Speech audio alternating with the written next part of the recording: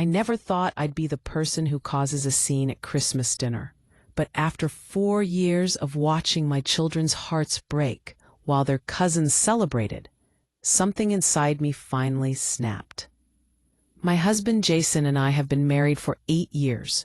We have 2 amazing children, Emma, 7, and Noah, 5.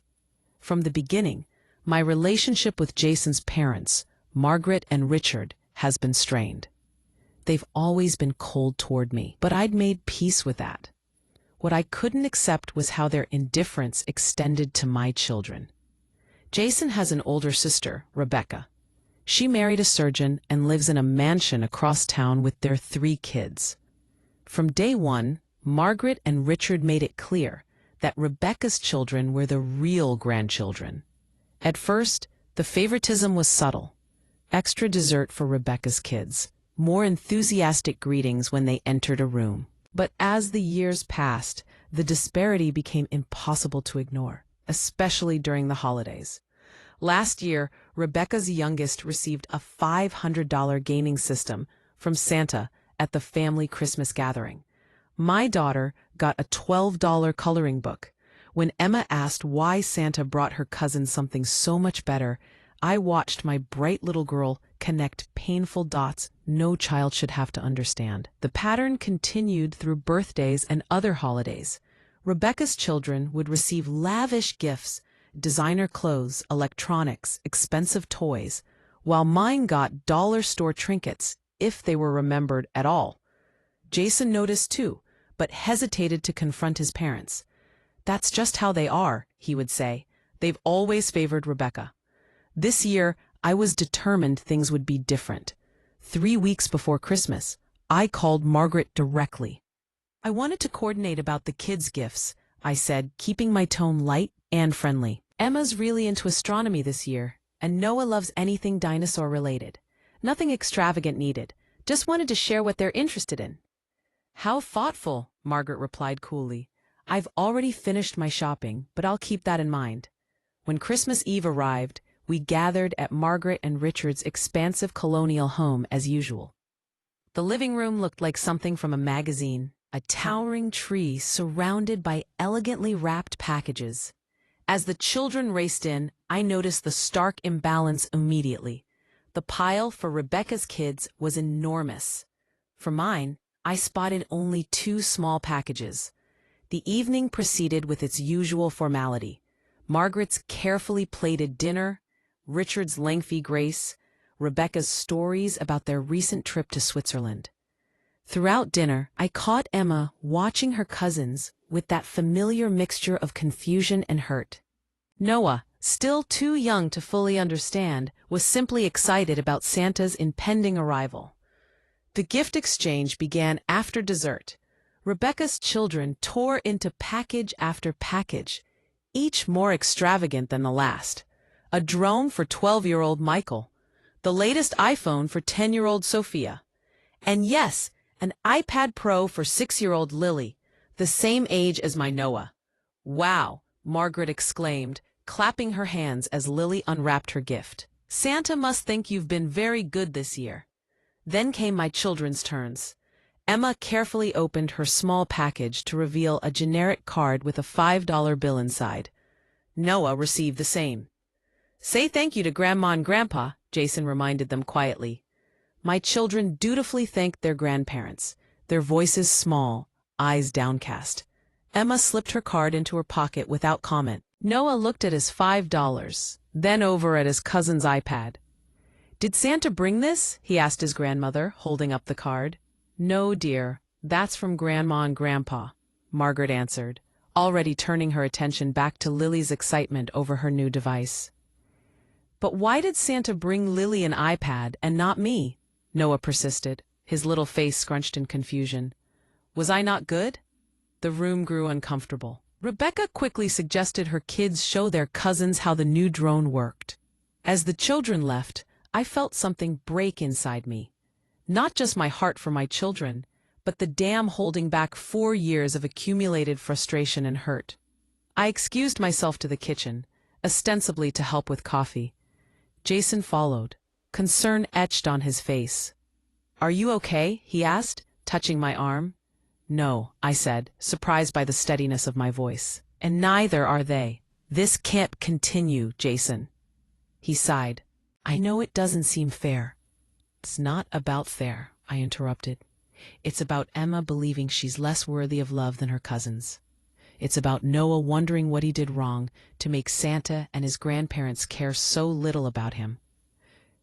I could see the conflict in Jason's eyes, the desire to defend his parents battling with what he'd just witnessed. Before he could respond, Margaret entered the kitchen. "Is everything all right?" she asked, her tone suggesting the appropriate answer was yes. I took a deep breath. "Actually, Margaret, no. Everything is not all right." The room fell silent. Through the doorway, I could see Richard and Rebecca watching. "I need to understand," I continued, keeping my voice calm but firm. "Why do you treat my children so differently from Rebecca's?" Margaret's expression hardened. "I don't know what you're talking about. We love all our grandchildren equally." $5, Margaret," I said, placing Noah's card on the counter between us. $5 for my children, while Rebecca's receive gifts worth hundreds? This isn't about money. It's about what you're teaching them about their worth in this family. "We give what we can afford," Richard interjected, joining us. "To some more than others, apparently," I replied. Rebecca stepped forward, her perfect composure slipping. "Perhaps if Jason had followed Dad into the family business instead of becoming a teacher, you'd have more to spend on your children." And there it was, the ugly truth beneath the shiny wrapping. My children were being punished for their father's career choices, for our modest lifestyle compared to Rebecca's wealth. I looked around the kitchen at these people who should have been family, but had never truly accepted us. Then I walked back to the living room where my children sat watching their cousins play with their new treasures. "Emma, Noah," I said gently, "put on your coats, please. We're going home early tonight." "But Mom, what about dessert?" Naya asked. "We'll have something special at home," I promised. Jason appeared beside me. "I'll get their things," he said, and the solidarity in that simple statement nearly brought me to tears. As we prepared to leave, Margaret approached, her expression a mixture of indignation and alarm. This wasn't how her perfect Christmas was supposed to go. "You're overly acting," she said quietly. "Children don't need to be spoiled to be happy." I met her gaze steadily. "You're right. They don't need to be spoiled. They need to be valued. Equally." I reached into my purse and pulled out 4 envelopes, one for each of Rebecca's children. I'd prepared them as a backup, following my intuition after that phone call with Margaret. "These are for Michael, Sophia, Lily, and Aiden," I said, handing them to a startled Richard. "College fund contributions, the same amount we give our children each Christmas, because in our household, family means everyone matters equally." The drive home was quiet until Noah's small voice broke the silence. "Are Grandma and Grandpa mad at us?" Jason reached back and squeezed his leg. "No, buddy, they're not mad at you." "Then why don't they love us like they love our cousins?" Emma asked, the question piercing straight through my heart. I turned in my seat to face them. "Sometimes adults make mistakes, even grandparents. But I want you both to know something very important. Your worth has nothing to do with the presents you receive. You are both incredible and so loved." At home, I brought out the gifts we'd hidden in our closet, a telescope for Emma and a dinosaur excavation kit for Noah. Nothing extravagant, but chosen with care for their interests. As they opened them, their excitement was a balm to the evening's wounds. Later, after the children were asleep, Jason and I sat at the kitchen table. "I'm sorry," he said, taking my hand. "I should have addressed this years ago." "What happens now?" I asked. "I don't know exactly," he admitted, "but I know we're done pretending this is okay. My parents can either treat all their grandchildren equally, or they won't see our children at all." The next morning, my phone buzzed with a text from Rebecca, the last person I expected to hear from. "Coffee next week? Just us." 3 days later, we met at a cafe halfway between our homes. Without her husband or parents present, Rebecca seemed different, less polished, more human. "I want to apologize," she said after we'd settled with our drinks. "Not just for Christmas, but for all of it. I've watched it happen for years and said nothing." "Why?" I asked, the question that had burned in me for so long. She sighed. "It's complicated. Mom and Dad have always had these expectations.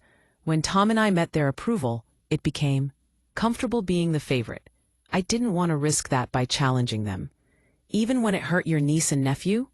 I convinced myself they were too young to notice," she admitted, shame coloring her features.